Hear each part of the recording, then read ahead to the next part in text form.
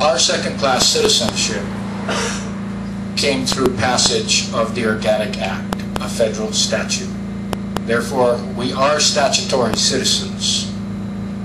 And it has been the opinion of the United States Supreme Court that as statutory citizens, we do not enjoy constitutional rights or protections, only those rights listed on the Organic Act, not the United States Constitution.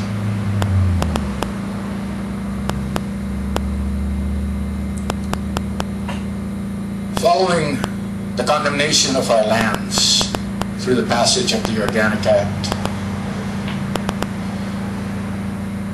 we entered into the Korean War, where our island was used as a military base for the logistics of conducting the battle in Korea. We were sprayed with DDT island-wide for over 2 decades. DDT is not only a carcinogen, which causes cancer, it is also a teratogen, which causes birth defects.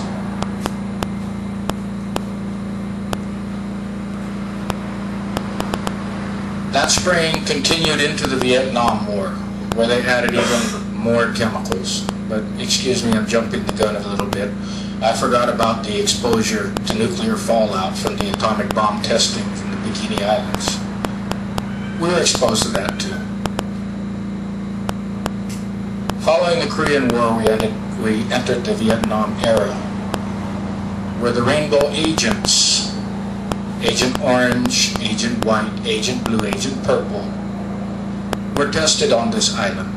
These are defoliant agents. They're meant to kill the vegetation.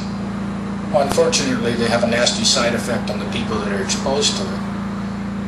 They're carcinogens, so they end up killing the people too, just in a more long-term manner. We were exposed to the rainbow agents, we were exposed to the nuclear fallout, we were exposed to the DDT. We've also been exposed to a great deal of invasive species of insects, invasive species of reptiles, and invasive species of people.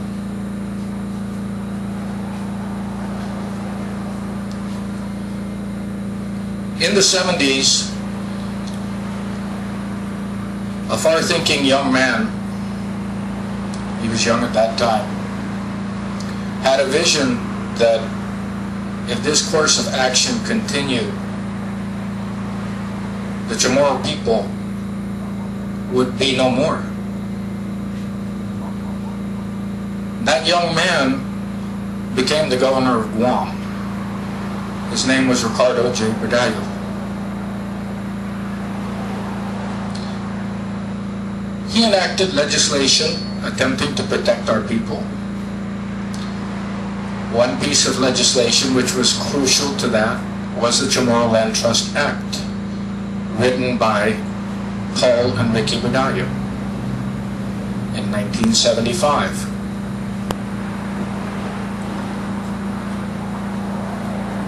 When Ricky passed away, that mantle was picked up by the late Senator Angel Santos.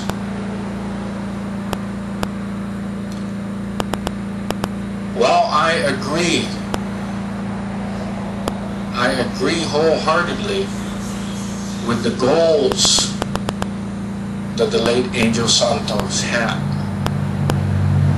I did not agree with his methods, simply because it was not part of our culture.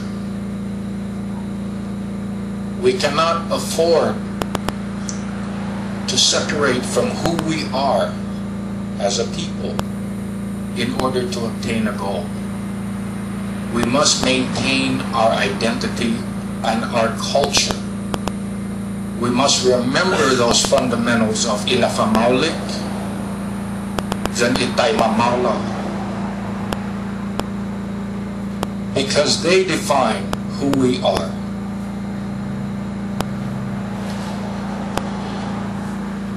After Angel passed, we had a long period of confusion. People did not know which direction they wanted to go in. They didn't know which direction we were eligible for. 7 years ago, my family and I started researching that topic. And being a family of United States military veterans, we did not cherish the idea of surrendering what limited citizenship we had with the United States. At the same time, we didn't want to see our people disappear. We didn't want to see our culture disappear. We wanted to protect these things for our future generations.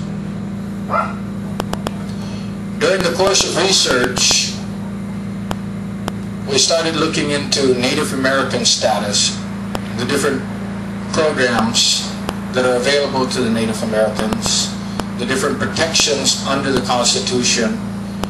We looked at the Indian Naturalization Act, whereby any federally registered Native American Indian is automatically naturalized and receives full constitutional citizenship, full constitutional rights.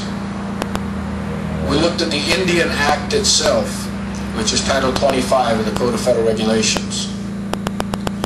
And although I had looked at Title 25 before, earlier, it did not mention Guam. It excluded all of the territories of the United States, including Hawaii.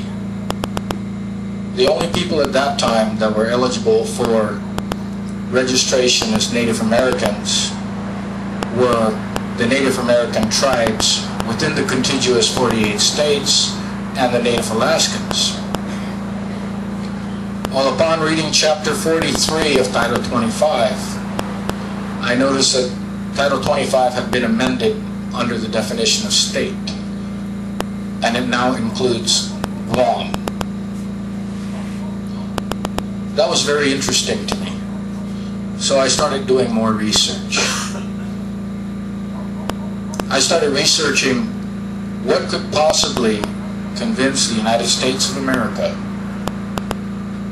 to identify us and allow us the opportunity to register as Native Americans.